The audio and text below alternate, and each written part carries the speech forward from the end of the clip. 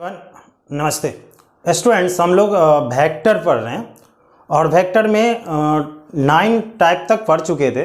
अब हम लोग टाइप नंबर 10 पढ़ेंगे वेक्टर का, जिसका नाम है को इनिशियल वेक्टर। तो को इनिशियल वेक्टर क्या होता है स्टूडेंट्स? दो या दो से ज़्यादा वेक्टर्स जिसका इनिशियल पॉइंट सेम हो, जिसका इनिशियल पॉइंट क्या हो, सेम हो। यहाँ वेक्टर्स कर लीजिए, प्लूरल होना चाहिए। तो 2 or more than 2 vectors are called co-initial if they have same origin मतलब इनिशियल पॉइंट और इनिशियल पॉइंट और टेल। ये जो पॉइंट होता है जहां से वेक्टर शुरू होता है उसको ओरिजिन बोलते हैं या इनिशियल पॉइंट बोलते हैं या टेल बोलते हैं। ओके, तो यहां पे देखिए 5 वेक्टर हम बनाए जिसका नाम ए vector, b vector, C vector, D vector ऐसे है, डी वेक्टर और that is E vector.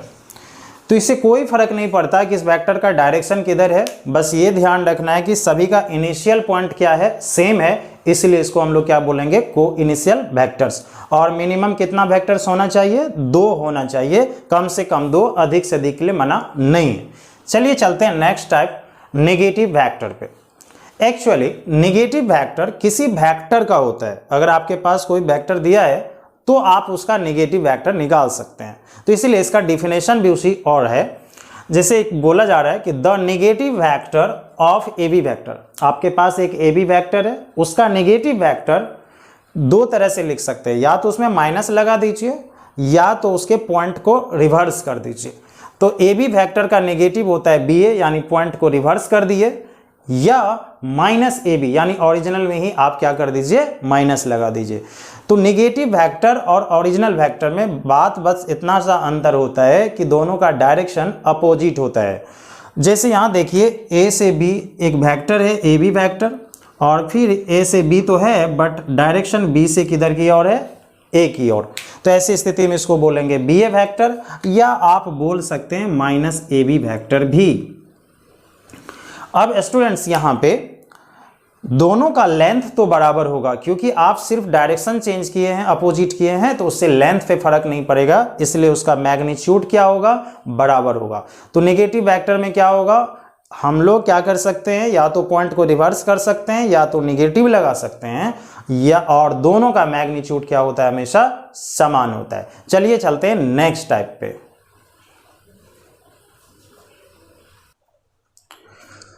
Okay students, अब चलते हैं हम लोग नेक्स्ट टाइप, यूनिट वेक्टर पे। यूनिट वेक्टर नाम जैसा कि है यूनिट, यूनिट मतलब 1। तो यूनिट वेक्टर क्या है कि वैसा वेक्टर जिसका मैग्नीट्यूड आपको 1 मिले। तो क्या लिखा है, इट्स मैग्नीट्यूड इज 1 यानी 1। और यूनिट वेक्टर में आप एरो के बदले कैप का यूज करेंगे, इसको हम लोग कैप बोलेंगे। ये जो सिंबल है कैप या रूफ बोलेंगे। ओके, तो इसको क्या बोलेंगे आप, कैप, CAP, और रूफ भी बोल सकते हैं, छत। एरो के बदले यूनिट वेक्टर में आप ये यूज करेंगे। अगर नहीं करते हैं तो कोई प्रॉब्लम नहीं है, बट कर ये जनरली यूज होता है। तो जैसे यहाँ देखिए, अगर ए कैप है तो दैट मीन्स ये आपको दिखना चाहिए कि ए कैप जो है एक यूनिट वेक्टर ही है, क्योंकि कैप उस पर लग गया है तो यूनिट वेक्टर है, इसलिए उसका मैग्नीट्यूड कितना होगा, 1 होगा। तो यूनिट वेक्टर वैसे वेक्टर को बोलेंगे जिसका मैग्नीट्यूड क्या होगा, 1। अब डियर स्टूडेंट्स, क्वेश्चन क्या होता है कि आपको एक वेक्टर देगा जिसका मैग्नीट्यूड कुछ और होगा, और आपको बोलेगा यूनिट वेक्टर बनाने के लिए उसी का। अब उसी का यूनिट वेक्टर बनाने के लिए बोलेगा, उसमें 2-3 लैंग्वेज चेंज करते रहता है, जरा समझिए। अगर आपको एक वेक्टर दिया गया ए वेक्टर, यहाँ ध्यान से देखिए, और आपको बोले कि एक वेक्टर जो है आपके पास ए वेक्टर है, तो इसके डायरेक्शन में यूनिट वेक्टर बताइए, नंबर 1। इसके अलॉन्ग में यूनिट वेक्टर बताइए, 2। इसी का यूनिट वेक्टर बताइए, 3। इसके पैरेलल में यूनिट वेक्टर बताइए, 4। सभी का मीनिंग एक ही होता है, ये ध्यान रखिएगा। तो स्टूडेंट्स, अगर आपके पास ए वेक्टर दिया है तो इसके डायरेक्शन में, इसके पैरेलल में, इसके अलॉन्ग यूनिट वेक्टर जो होगा वो क्या होगा, आप जो वेक्टर आपको दिया है उसके मॉडुलस से डिवाइड कर दीजिए। तो जैसे आपके पास ए वेक्टर है, उसी का मॉडुलस यानी ए वेक्टर का मॉडुलस यानी मैग्नीट्यूड से डिवाइड करिए, तो आपको जो मिलेगा वो क्या मिलेगा, यूनिट वेक्टर मिलेगा। यानी ए कैप का फॉर्मूला क्या आया कि कोई भी सिंपल छोड़िए ए कैप, कोई भी वेक्टर का यूनिट वेक्टर बनाना है तो उस वेक्टर में उसके मैग्नीट्यूड से क्या कर देंगे, डिवाइड कर देंगे। अब डियर स्टूडेंट्स, इस स्पेस में 3 डायमेंशनल स्पेस की बात करते हैं, जैसे हम लोग 2D पढ़ते थे 10th 11th में, एक्स एक्सिस वाई एक्सिस बस, लेकिन यहाँ पे एक्स वाई जेड तीनों है। अब अगर कोई पॉइंट आपके पास स्पेस में दिया है और उसका डायरेक्शन कोई पूछे, तो अब हम लोगों को बताना पड़ेगा कि किस डायरेक्शन में है, और डायरेक्शन का मतलब हो जाता है कि वेक्टर क्वांटिटी। तो डायरेक्शन के बारे में आप कैसे वेक्टर में रिप्रेजेंट करेंगे, तो इसके लिए 3 ठो यूनिवर्सल यूनिट वेक्टर है जो हमेशा सत्य ही होगा। अगर एक्स एक्सिस है तो उसके साथ आई कैप लेंगे आप यूनिट वेक्टर, यूनिट वेक्टर है तो इसका मैग्नीट्यूड 1 होगा, तो कोई फर्क भी नहीं पड़ेगा। अगर वाई एक्सिस है उसके साथ यूनिट वेक्टर जे कैप लेंगे, और जेड एक्सिस है तो उसके साथ का यूनिट वेक्टर आप के कैप लेंगे। अगर मन में आएगा सर उल्टा कर सकते, नहीं, कभी नहीं कर सकते, जो आ रहा है शुरू से उसी को फॉलो करना है, आप उसमें दिमाग कुछ ना लगाएं। तो अगर एक्स एक्सिस है तो इसके अलोंग जो यूनिट वेक्टर होगा वो आई कैप, वाई एक्सिस है तो उसके अलोंग यूनिट वेक्टर जे कैप, अगर जेड एक्सिस है तो उसके अलोंग यूनिट वेक्टर कौन सा होगा, के कैप। अगर यूनिट वेक्टर है तो डियर स्टूडेंट सभी का मैग्नीट्यूड किसके बराबर हो जाएगा, 1 के बराबर हो जाएगा। अब जरा ध्यान दीजिए, अगर ये x इधर आ जाए निगेटिव की ओर, तब आप माइनस आई कैप लेंगे। अगर y निगेटिव की ओर आएंगे तो माइनस जे कैप लेंगे, और अगर निगेटिव जेड की ओर जाएंगे तो माइनस के कैप लेंगे। तो स्टूडेंट्स ये बात का थोड़ा आप लोग को ध्यान रखना है। अब देखिए वास्तव में होता क्या है कि अगर आपसे एक छोटा सा क्वेश्चन पूछा जाए कि ये जो है ओरिजिन है और कोई एक्सिस पे यानी एक्स एक्सिस पे 5 यूनिट चला, 5 मीटर चला, तो मान लीजिए 5 मीटर चले आप और ए पे आके रुक गए, तो अब जो है ओ ए बराबर क्या बोलेंगे आप, 5 मीटर। तो ओ ए बराबर 5 मीटर, ये तो लेंथ है, बट आपको वेक्टर देना है। तो वेक्टर आप कैसे देंगे, तो यहाँ पे डायरेक्शन बताना पड़ेगा। तो ये कौन सा एक्सिस है, एक्स एक्सिस, और एक्स एक्सिस के डायरेक्शन में यूनिट वेक्टर कौन है, आई कैप। तो आप इसके साथ आई कैप लगा देंगे, यानी 5 आई कैप, और इस स्थिति में अब ओ ए नहीं, अब ये बन जाएगा ओ ए वेक्टर। तो डियर स्टूडेंट्स ये चीज़ समझ में आपको आया होगा कि अगर आपको वेक्टर रिप्रेजेंट करना है तो उसके साथ यूनिट वेक्टर डालना ही पड़ेगा स्केलर के साथ, अन्यथा आप कैसे बना पाएंगे, नहीं बना पाएंगे। तो चलिए अब चलते हैं नेक्स्ट टाइप पे, नंबर पे, जहाँ पे हम लोग इस चीज़ को देखेंगे। अब डियर स्टूडेंट्स हम लोग देख रहे हैं 7 नंबर में, अब टाइप खत्म हो गया, position vector of A point. अगर आपके पास एक पॉइंट दिया हुआ है तो पॉइंट देने का मतलब है आपको X coordinate, Y coordinate, Z coordinate तो देगा। अगर एक तो नहीं देगा, सपोज जेड नहीं देगा, तो क्या दिक्कत है, 3 के लिए बना रहे हैं, 2 के लिए बन ही जाएगा। तो अगर 3 कोऑर्डिनेट देता है एक्स वाई जेड, आपको इस पॉइंट का पोजीशन वेक्टर पूछता है, तो कैसे आप फाइंड आउट करेंगे। तो सबसे पहली बात, पोजीशन वेक्टर का मतलब ही होता है उसको ऑरिजिन से ज्वाइन करना। तो सपोज मान लेते हैं ये पॉइंट हम लोग का ऑरिजिन है, कहीं भी हो सकता है, उससे कोई फर्क नहीं है।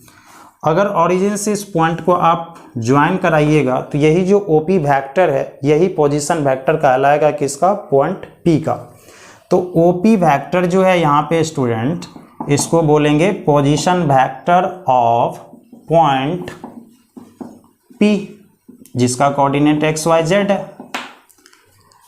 एंड डिफाइंड एज, अगर किसी पॉइंट का पोजीशन वेक्टर निकालना है तो यानी यहाँ से ओपी वेक्टर बराबर, अच्छा इसका कोई सिंगल नाम भी आप दे सकते हैं। अगर हम इसका नाम सिंगल आर वेक्टर दे, ए वेक्टर दे, बी वेक्टर दे, कुछ भी मानिए, तो ओपी वेक्टर यानी आर वेक्टर बराबर जो आएगा वो आपको क्या आएगा, थोड़ा ध्यान दीजिए। एक्स एक्सिस पे कितना चले हैं, एक्स कोऑर्डिनेट, तो आप एक्स देंगे, और उसके साथ अब आपको वेक्टर लाना है ना, तो यूनिट वेक्टर देना है। तो x के साथ का यूनिट वेक्टर कौन था, आई कैप, तो आप इसके साथ आई कैप लगाएंगे। फिर y एक्सिस के साथ कौन होता है, जे कैप, और प्लस देंगे, तो y एक्सिस के साथ जे कैप यानी वाई जे कैप, फिर प्लस z के साथ के कैप यानी के कैप। एक्स वाई जेड तो कोई नंबर होगा, 2 3 4 7 8 9 -2 5 8, कुछ भी हो सकता है, बट आई जे के जो है वो रिप्रेजेंट करता है यूनिट वेक्टर अलोंग एक्सिस। यानी यहां से आर वेक्टर पोजीशन वेक्टर हुआ एक्स आई कैप प्लस वाई जे कैप प्लस जेड के कैप। तो कोई पॉइंट आपको अगर दे और उसका पोजीशन वेक्टर पूछे तो आप आसानी से बना सकते हैं। जैसे मान लीजिए पॉइंट है 2 3 7, इसका पोजीशन वेक्टर होगा 2i + 3j + 7k, आराम से हो जाएगा, कोई इशू नहीं है। अब डियर स्टूडेंट्स, यहाँ से अगर इस वेक्टर का आपको पूछा जाए मैग्नीट्यूड, मैग्नीट्यूड मतलब ओपी वेक्टर का मैग्नीट्यूड, या इसी को आप आर वेक्टर माने यानी इसका, और ओपी वेक्टर का मैग्नीट्यूड को सिर्फ ओपी भी लिख सकते हैं, आर वेक्टर का मैग्नीट्यूड सिर्फ आर भी लिख सकते हैं। अगर इसका फार्मूला जानना है तो आप लिखेंगे √i j k के कॉफिशिएंट के स्क्वायर का सम, i j k के कॉफिशिएंट के स्क्वायर का सम। तो i का कॉफिशिएंट है x तो स्क्वायर, j के कॉफिशिएंट है y तो y स्क्वायर, k का कॉफिशिएंट है z तो z स्क्वायर। अब ये फार्मूला सर कहाँ से आया, कोई बड़ी बात नहीं है, कोई बड़ा रॉकेट साइंस नहीं है। अगर ओरिजिन है तो यहाँ का कोऑर्डिनेट होगा 0 0 0। अब अगर आपसे पूछे कि डिस्टेंस फार्मूला से बताइए क्या होगा इसका लेंथ, तो 10th क्लास में पढ़े हैं √x2 - x1 यानी x - 0 यानी x का होल स्क्वायर यानी x स्क्वायर, फिर प्लस y2 - y1 का whole square plus z2 - z1 का होल स्क्वायर, वहीं से आया है। तो आसानी से आप किसी वेक्टर का मैग्नीट्यूड निकाल सकते हैं। तो डिस्टेंस फार्मूला हर वक्त नहीं लगाना है, आप यहाँ पे सिर्फ ध्यान देंगे कि i के कॉफिशिएंट, j के कॉफिशिएंट, k के कॉफिशिएंट का स्क्वायर का सम कर देंगे तो मैग्नीट्यूड आ जाएगा। अब डियर स्टूडेंट्स, यहाँ पे कुछ नाम भी है। अगर आपको कोई पॉइंट दे, एक वेक्टर दे सपोज कोई भी, जैसे कि यही देख लीजिए xi cap, yj cap, zk cap है, तो इसका कुछ नाम भी है अलग अलग। अगर आपसे पूछा जाए, प्लीज़ आप लोग नोट डाउन कर लीजिएगा, xi कैप को बोलेंगे x कंपोनेंट मतलब वेक्टर वाला, yj को बोलेंगे y कंपोनेंट और zk को बोलेंगे z कंपोनेंट। सिर्फ x को यानी बिना i को बोलेंगे scalar component along x axis, y को भी स्केलर कंपोनेंट, z को भी scalar component. x y z का और भी नाम है आपको डायरेक्शन नंबर या डायरेक्शन रेशियोज। तो ये छोटी छोटी बातें हैं जिसको यहाँ पे हम लोग को लिखना है। तो here x, y and z are called, ध्यान रहे यहाँ से बोल रहा हूँ, वो वहाँ से नहीं, यहाँ से, डायरेक्शन रेशियोज और डायरेक्शन नंबर और स्केलर कंपोनेंट, 3 नाम से आप बोल सकते हैं। ध्यान रखिए, ये सिर्फ यहाँ से x y z कोऑर्डिनेट देख के नहीं बोलना है आपको, डिफरेंस का होता है, ठीक है। तो वो सिर्फ वेक्टर को देख के बोल रहे हैं आपको बोलने के लिए, ध्यान रखिए। और अगर आप इसमें xi cap, yj cap, zk cap पूछेंगे तो फिर क्या होगा, xi cap, yj cap, zk cap are called vector component.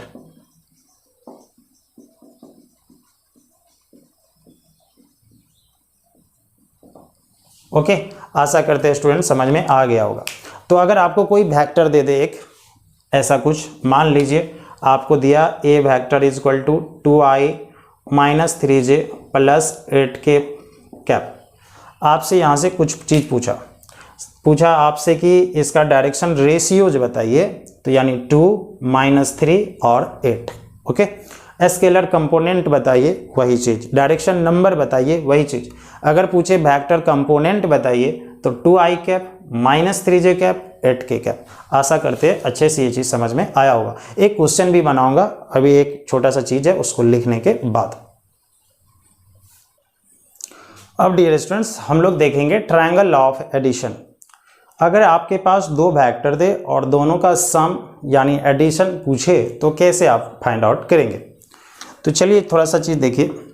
Suppose आपके पास यही एक वेक्टर है, OA वेक्टर, नाम दे देते हैं OA वेक्टर, और फिर एक वेक्टर है AB वेक्टर, और इस दोनों वेक्टर को आपको ऐड करना है। तो आप ऐड जो करेंगे तो इसका जो रिजल्टेंट आएगा, जोड़ आएगा, सम आएगा, वो आपका डायरेक्ट डिस्प्लेसमेंट होता है, ये ध्यान रखिए। तो यानी O से जो आप B को ज्वाइन करेंगे यही उसका क्या होगा, रिजल्टेंट होगा, यानी OB वेक्टर होगा।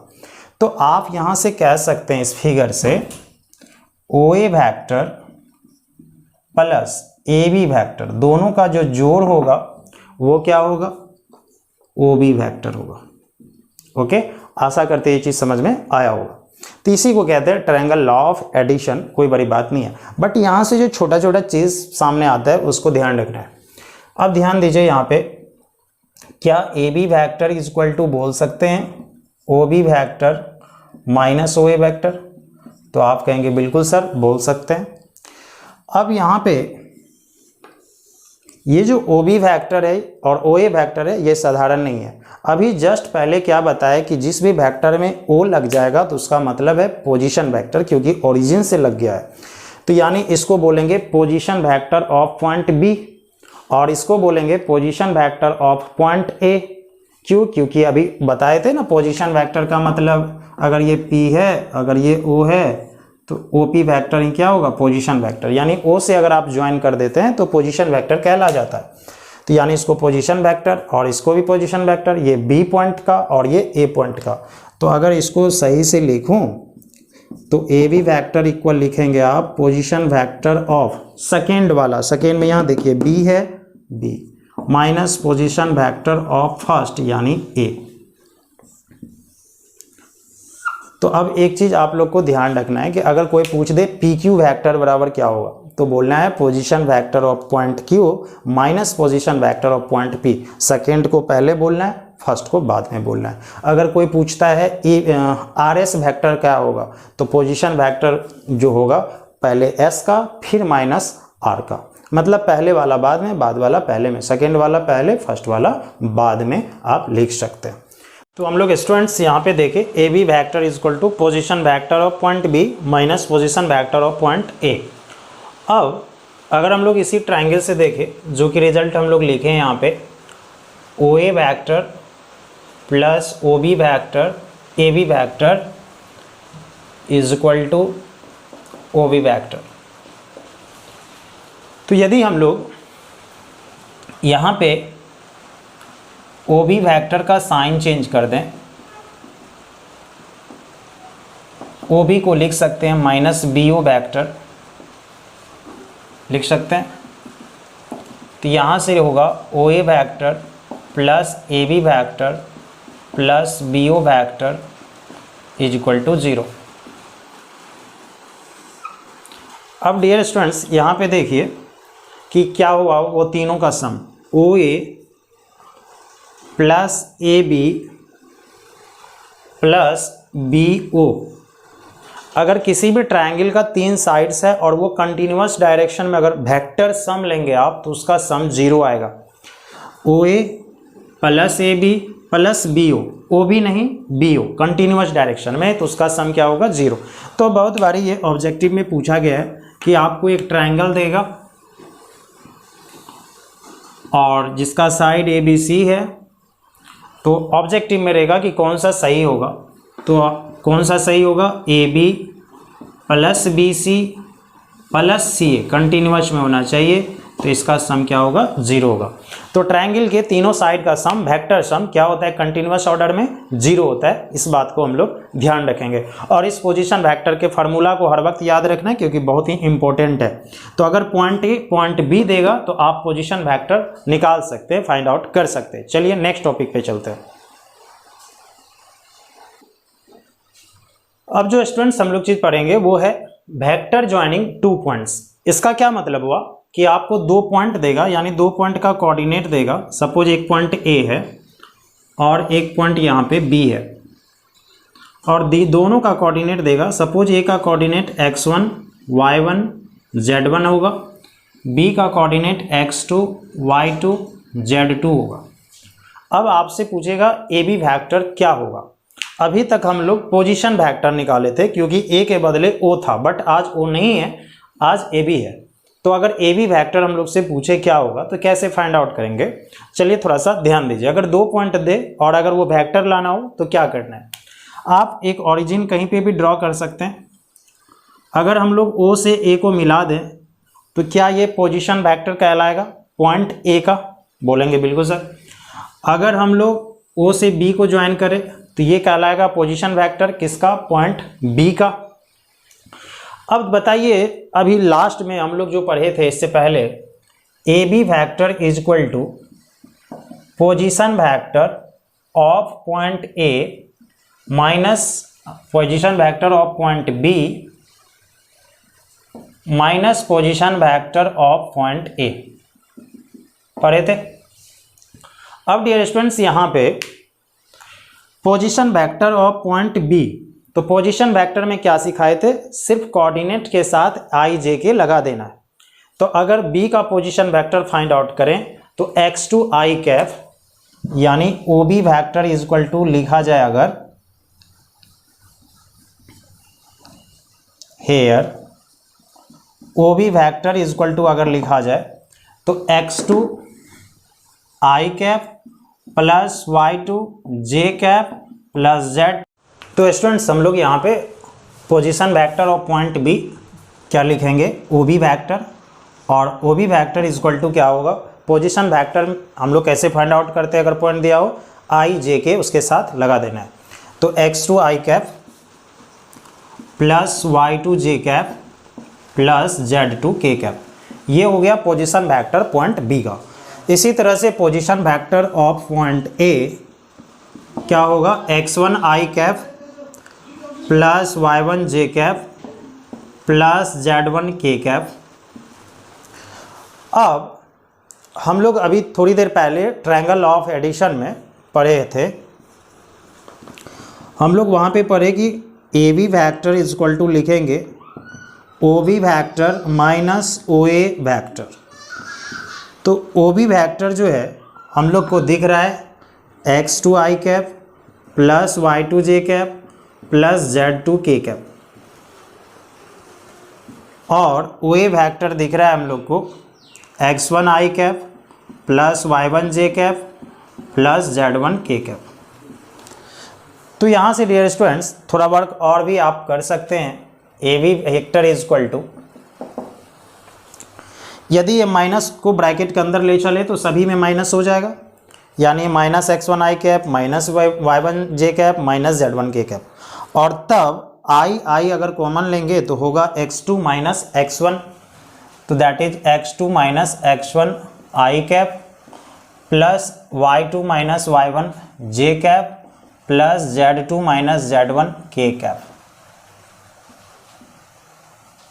तो यहाँ से dear students A B vector आया हम लोग को x two minus x one आई cap plus Y two minus Y one जे cap plus Z two minus Z one के कैप। क्या समझते हैं इससे?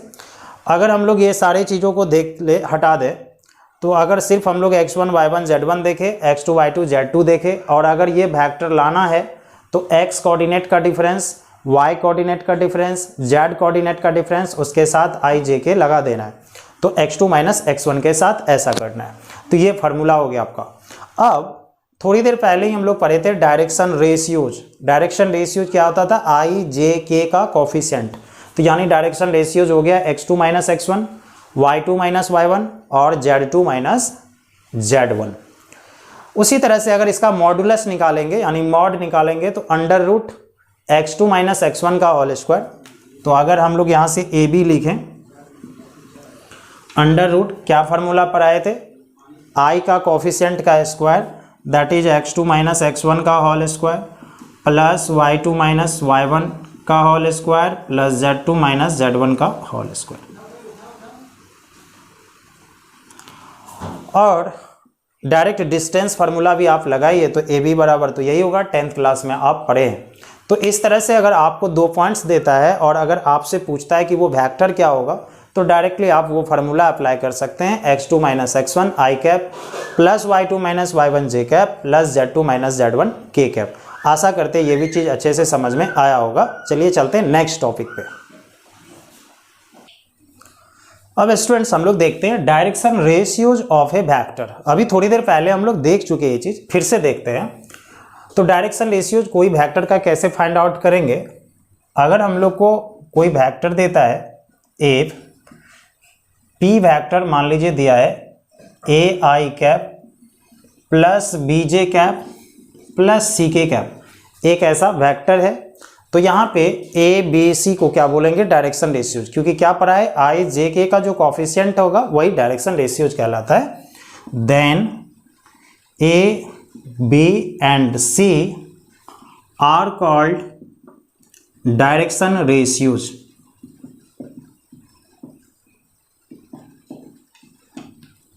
ओके, अब ए बी सी जो है आप डायरेक्ट भी फाइंड आउट कर सकते हैं। अभी जो यहाँ फार्मूला लिखे थे x2 minus x1, y2 minus y1, z2 minus z1, वही तो ए बी सी है। क्यों? क्योंकि वहाँ आई जे के का कॉफिशिएंट है, यहाँ भी आई जे के का कॉफिशिएंट है। तो अगर कोई आपको 2 पॉइंट देता है तो आप उसका वेक्टर निकाल लीजिए और आई जे के का कॉफिशिएंट डायरेक्शन रेशियोज आसानी से फाइंड आउट कर सकते हैं, या अगर डायरेक्ट वेक्टर ही देता है तब भी आप डायरेक्शन रेशियोज फाइंड आउट कर सकते हैं। अब चलिए चलते हैं 11 नंबर पे, direction cosine, direction cosines of A vector. अगर कोई वेक्टर है तो उसका डायरेक्शन कोसाइंस क्या होता है वो पता करते हैं।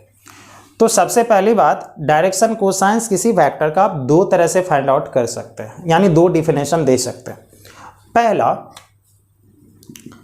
सपोज, चलिए थोड़ा सा ध्यान दीजिए, अगर कोई एक वेक्टर है ये p वेक्टर और इसका अगर डायरेक्शन कोसाइन निकालना है तो आपको पहले इसका एंगल निकालना होगा x के साथ, y के साथ, z के साथ। क्या कहना चाह रहे हैं कि यदि ये x एक्सिस है, ये y एक्सिस है और ये अगर z एक्सिस है, तो ये जो वेक्टर है जिसका डायरेक्शन कोसाइन निकाल रहे हैं ये x के साथ कुछ तो एंगल बनाएगा, मान लेते हैं अल्फा, फिर इसी तरह से y के साथ भी कुछ एंगल बनाएगा, मान लेते हैं बीटा, और z के साथ भी एंगल बनाएगा, मान लेते हैं gamma.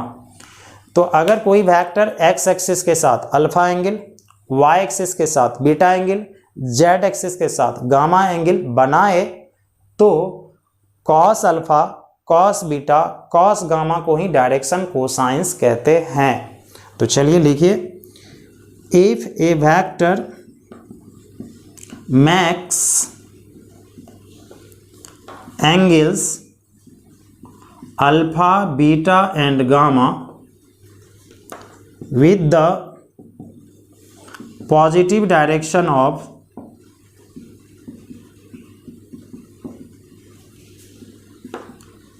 x axis, y axis and z axis respectively,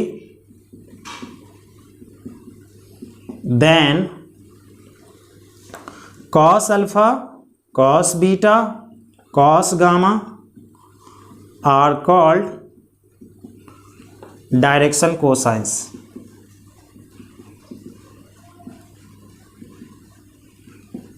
क्या समझे? अगर कोई वेक्टर है x एक्सिस के साथ अल्फा एंगल, y एक्सिस के साथ बीटा एंगल, z एक्सिस के साथ गामा एंगल बनाता है तो cos alpha, cos beta, cos gamma को डायरेक्शन कोसाइंस कहेंगे। और निश्चिंत रहिए, अल्फा बीटा गामा क्वेश्चन वाला जरूर आपको देगा। अब डायरेक्शन कोसाइंस को डिनोट करते हैं एल एम एन से और डायरेक्शन रेशियोज को ए बी सी से, तो इसलिए इसमें ए बी सी लिए थे। तो एरो देके लिखिए, फिगर जरूर बनाइएगा। Direction cosines are denoted by L M N small में। तो देयरफॉर एल बराबर बोल सकते हैं कॉस अल्फा, m बराबर बोल सकते हैं कॉस बीटा, n बराबर बोल सकते हैं कॉस गामा। तो ये डायरेक्शन कोसाइंस कहलाता है। l बराबर कॉस अल्फा, m बराबर कॉस बीटा, n बराबर कॉस गामा। प्लीज़ आप लोग वहाँ तक पहले नोट डाउन कर लीजिए।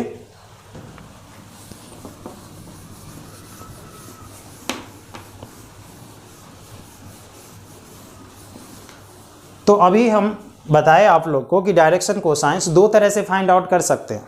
एक जिसमें एंगल देगा, दूसरा क्या होगा जिसमें आपको डायरेक्शन रेशियोज देके डायरेक्शन कोसाइन पूछेगा।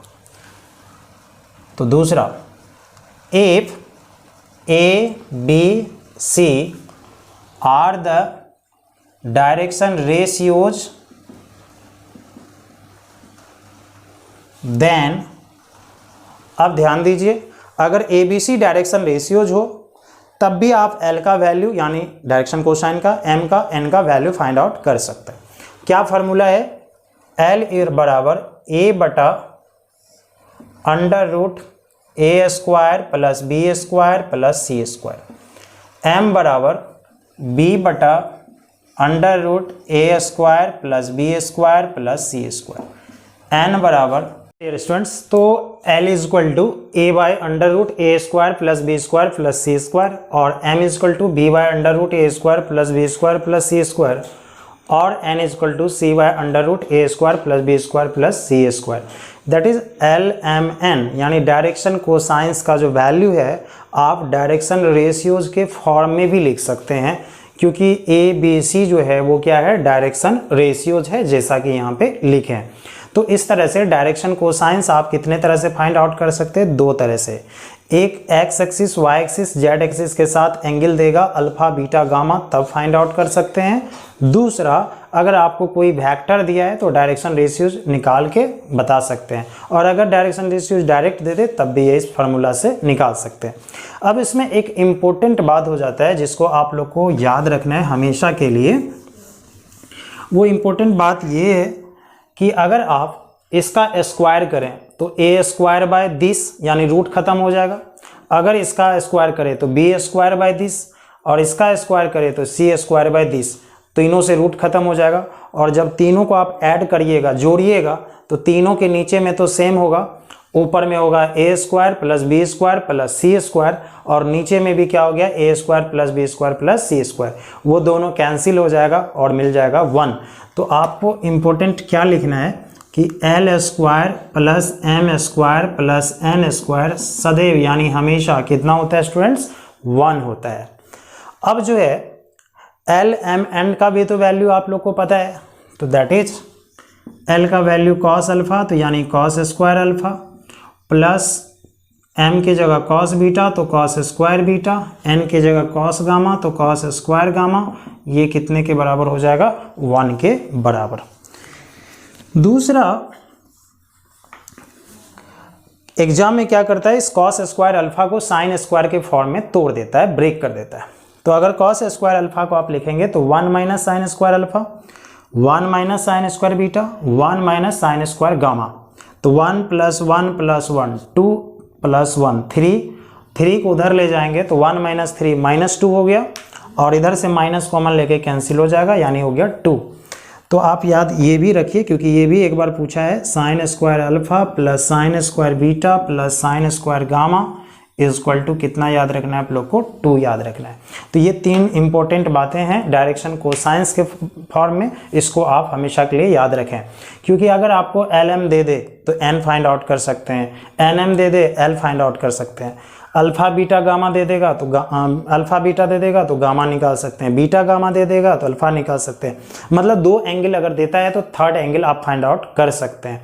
तो डियर स्टूडेंट्स, यही था हम लोग का डायरेक्शन कोसाइंस। चलिए चलते हैं अब हम लोग नेक्स्ट टॉपिक पे। ओके डियर स्टूडेंट्स, अब हम लोग देखते हैं सेक्शन फार्मूले। तो सेक्शन फार्मूला 2 तरह का होता है, एक इंटरनल डिवीजन और दूसरा एक्सटर्नल डिवीजन। तो अभी हम लोग इंटरनल डिवीजन देखते हैं। सेक्शन फार्मूला आप क्लास 10th में भी पढ़ चुके हैं, विभाजन का सूत्र। तो देखिए इसमें क्या होगा, थोड़ा सा ध्यान से समझिएगा। एक पॉइंट ए है और एक पॉइंट बी है। आपको जब भी पॉइंट दे तो समझ जाइए कि पोजीशन वेक्टर पता है। क्यों? क्योंकि आप ओरिजिन से अगर ज्वाइन करेंगे तो वही तो हो गया पोजीशन वेक्टर। तो ये थोड़ा ध्यान रहे, अगर पॉइंट दे तो पोजीशन वेक्टर पता है। तो पॉइंट ए दिया है तो इसका पोजीशन वेक्टर दे भी सकता है, नहीं भी। अगर दे दिया ठीक, नहीं दिया तो निकाल लिए, ए वेक्टर मान लिए। और पॉइंट बी देगा तो पोजीशन वेक्टर बी वेक्टर मान लिए। और आपको एक पॉइंट बीच में कहीं पे रहेगा आर, जिसका पोजीशन वेक्टर आपसे पूछेगा। यानी ये जो पोजीशन वेक्टर है दैट मीन्स ओरिजिन से ज्वाइन करेंगे, ये पोजीशन वेक्टर आपसे पूछेगा। और जहां पे ये रेशियो दे देगा m/n, यानी m अनुपात n। तो क्या दिया हुआ है आपको? 2 पॉइंट का position vector first and last, यानी ए वेक्टर बी वेक्टर आपको बुक वाला जरूर देगा। दूसरी बात, रेशियो भी आपको जरूर देगा, और तब ये आपसे आर वेक्टर का पोजीशन वेक्टर पूछेगा। तो यानी आर का position vector O R vector जो आप लोग को याद रखना है, तो थोड़ा सा ध्यान रखिए, उल्टा करके करना है जैसे 10th में करते हैं। m को b से मल्टीप्लाई करिए, m से b को, तो हो जाएगा एम बी वैक्टर। फिर n से a को करिए, एन ए वैक्टर। याद रखना बड़ा सिंपल है, उल्टा, m के उल्टा में b है, n के उल्टा में a है, प्लस हो गया, और बाय में m प्लस n हो गया। बस डियर स्टूडेंट्स यही आप लोग को याद रखना है।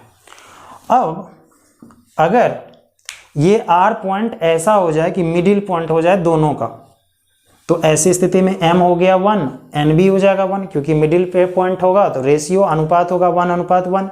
तो अगर 1:1 होगा तो ये हो गया 1, ये भी हो गया 1, तो यानी a प्लस बी। नीचे में 1 प्लस 1 क्या हो गया 2, तो हो जाएगा a प्लस बी बटा 2।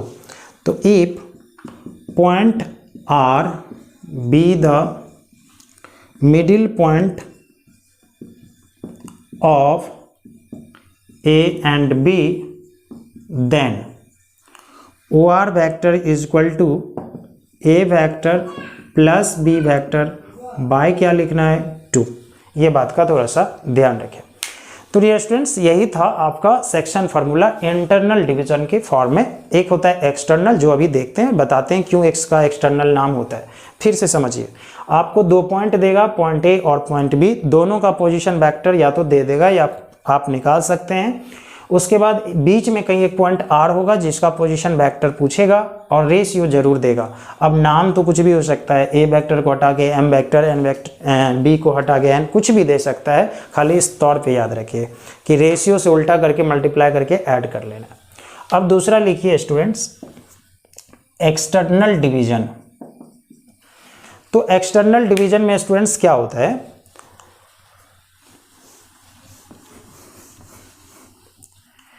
यहाँ पे क्या होगा कि आपको 2 पॉइंट देगा ए और बी। जैसे अभी हम लोग आर वेक्टर इस बीच में लाए थे, आर बीच में नहीं होगा, बाहर होगा, इसलिए इसका नाम पड़ा है एक्सटर्नल। तो यानी इस बारी पॉइंट आर कहीं होगा, सपोज यहाँ है। अब जो एम होता है अनुपात, वो एम टोटल होता है यहाँ से यहाँ तक, और आपका एन जो होता है ये एक्सटेंडेड पार्ट का होता है यहाँ से यहाँ तक। तो आपको फिर वही चीज़ देगा, ए का पोजीशन वेक्टर यानी ए वेक्टर, बी का पोजीशन वेक्टर यानी बी वेक्टर, ओके। और आपसे ये इतना चीज़ दे देगा, आपसे आर का पोजीशन वेक्टर पूछेगा यानी ये। तो अगर आर का पोजीशन वेक्टर लाना है ओ आर वेक्टर, तो कुछ नहीं, एक्सटर्नल में आप प्लस के जगह माइनस कर देंगे, बस हो गया। यही आपका फार्मूला हो जाएगा, ओके। तो फिर भी वही चीज़ देगा आपको, a vector, b vector, m, n, 4 चीज़ देगा आपसे, वो पूछेगा, आराम से आप फाइंड आउट कर सकते हैं, ओके डियर स्टूडेंट्स। इसमें मिडिल पॉइंट नहीं होगा, क्योंकि बाहर में मिडिल पॉइंट नहीं होता, बीच में होता है, इसलिए मिडिल पॉइंट का फार्मूला सिर्फ इंटरनल डिवीजन के लिए होता है, एक्सटर्नल के लिए नहीं होता है। तो फाइनली अगर आप सोचेंगे ना, तो फार्मूला एक ही है जिसको आसानी से आप एक्सटर्नल में भी याद रख सकते हैं। तो ये स्टूडेंट्स वीडियो तक जो है हम लोग थ्योरी पार्ट देख लिए हैं। अब नेक्स्ट वीडियो में सिर्फ क्वेश्चन को सॉल्व करेंगे।